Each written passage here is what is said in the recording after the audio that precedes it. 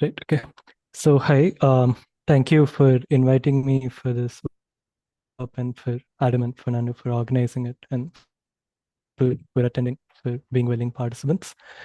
So, what I'm going to be talking about today is actually part of a postdoc grant that got rejected a few months ago, but it's something that I end up doing slowly over the years. So, the idea here is to try and understand non-human consciousness by using time. And I'm going to walk you through it very slowly. So let's look at the problem at hand, right? So we already know that nature partitions access to reality across species. We perceive different wavelengths, we hear different auditory frequencies, and in extreme cases, we have very different sensory receptors, for instance, able to sense magnetic waves and so on. So this leads to an unassailable wall between us and other species because we already know that experience is so private and subjective that it may not be possible for us to ever know what it is like to be a bat.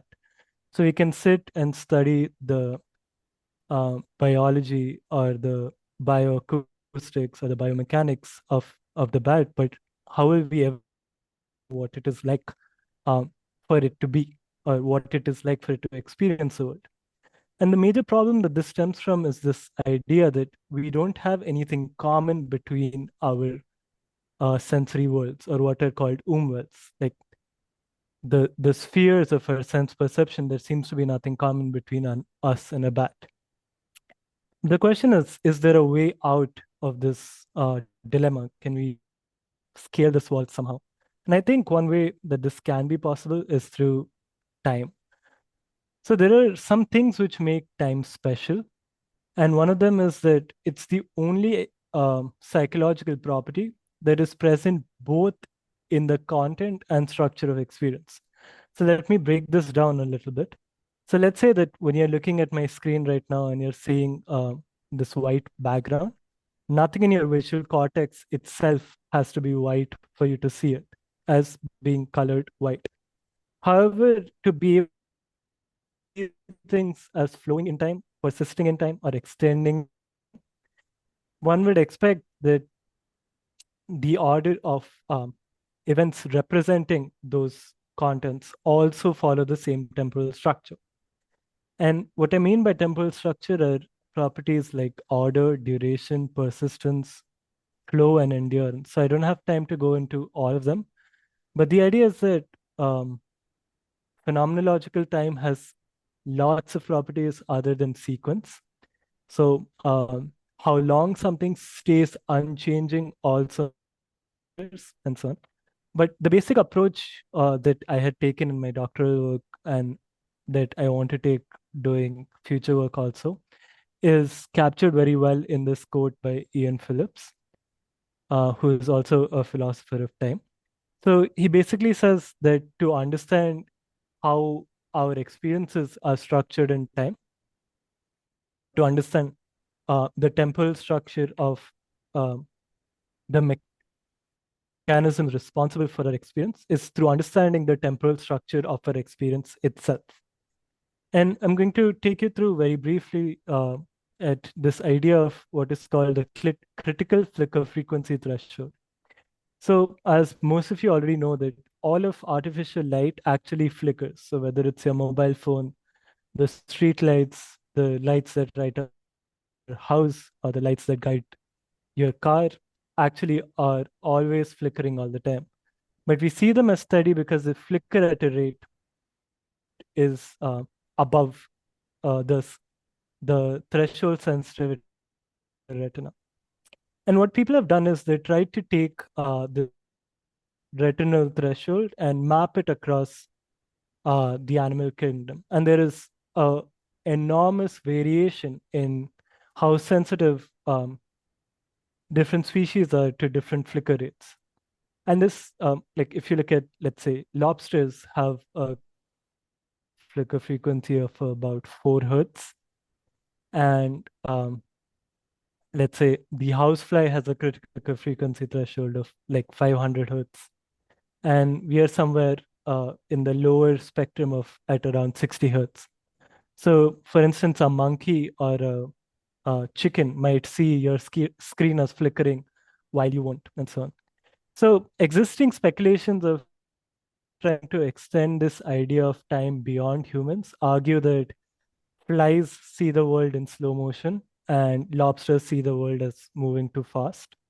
But I think that this is a little caricaturish or superficial because it just takes into account the sensitivity of your retina and extrapolates that to understanding how experience is organized. And I'll show you a little bit about why much more is needed. So, because the critical flicker frequency threshold is a single value, it does not capture the rhythms or the pace of your experience. For instance, how fast we recognize objects, how fast we can shift attention between uh, different objects, and how we make sense of the current input in an extended context. So, for instance, when you recognize speech or when we hear melody, we have to make sense of not only individual tones or syllables, but the ongoing context.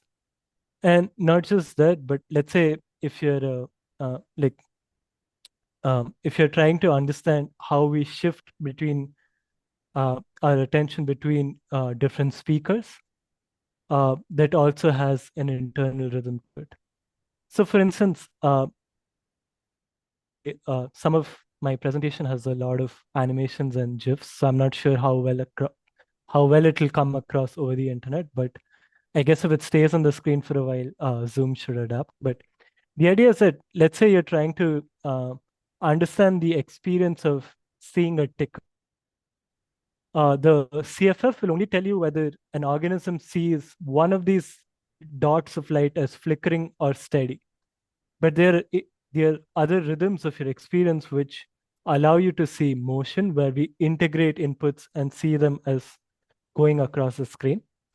And then there are rhythms of object recognition, which will allow you to read or recognize words and letters in this um, um, display. And finally, there is a context which allows you to retain or what kind of the information that we discussed, information even though it has gone off the screen. And all of this happens at different time scales. And all of this has a very specific rhythm to it.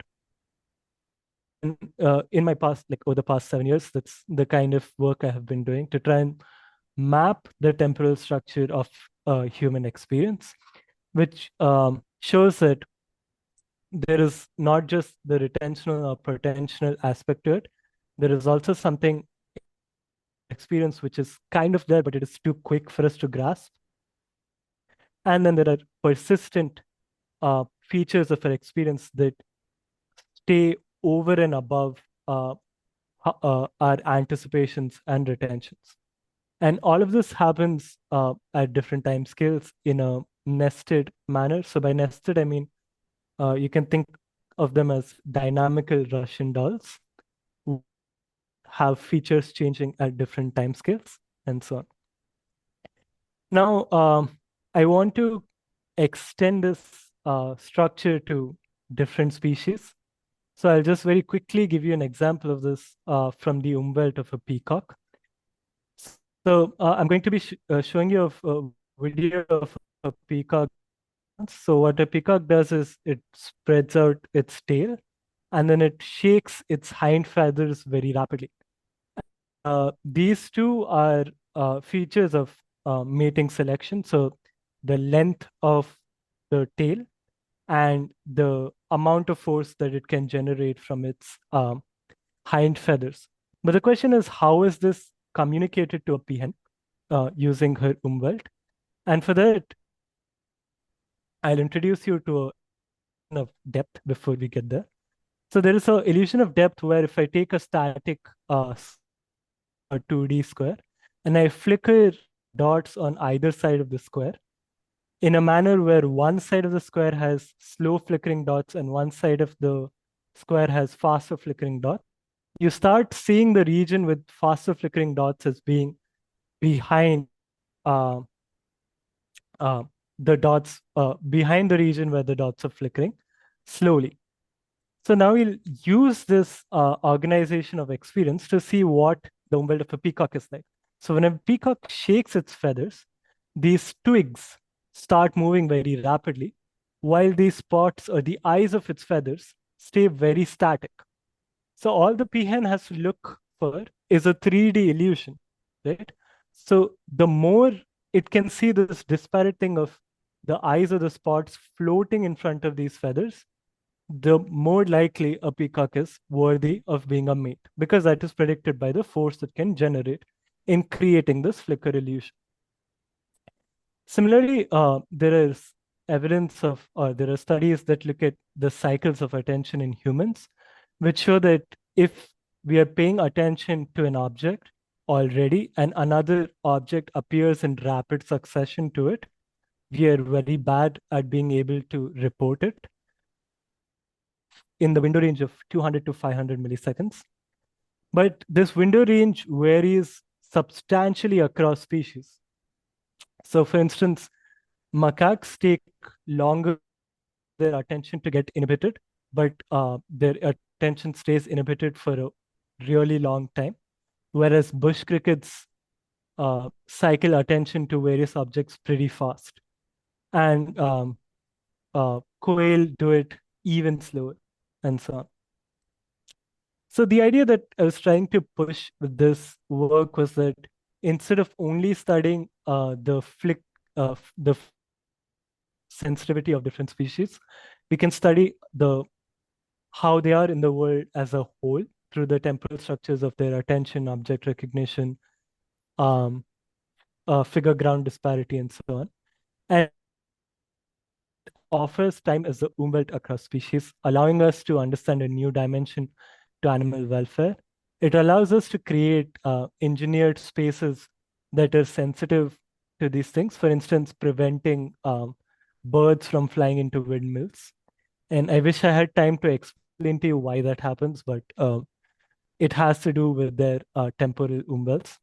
But also in science, it allows us to understand an organizational principle of consciousness in with respects to its dynamics and see how these dynamics vary across this. And if we take this approach of putting the dynamics of experience first, then we can look at what kind of neural correlates or biological correlates are isomorphic in time to these dynamical structures of experience. And it can allow us to understand or extend what we know about consciousness dynamically across species. So all of this is really a work in progress. And if you want to get in touch, you can write an email to me or try and drop me a note on Twitter or something. But yeah, this is all I have for you right now. Thank you so much.